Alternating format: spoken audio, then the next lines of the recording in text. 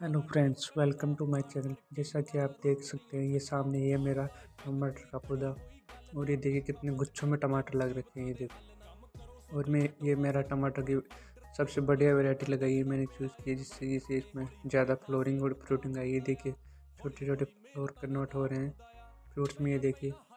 और इसकी 4-5 ब्रांचेस निकली हुई है। देखो कितना, एक ही प्लांट है और इसकी साइज़ देखिए कितना बड़ा हो रखा है, 4-5 प्लांट जितना। ये देखिए, और इसके अंदर हमने बेसिलोज में ऑर्गेनिक गोबर का खाद दिया था और डीएपी, जिससे इसके अंदर फ्लोरिंग अधिक से अधिक आए।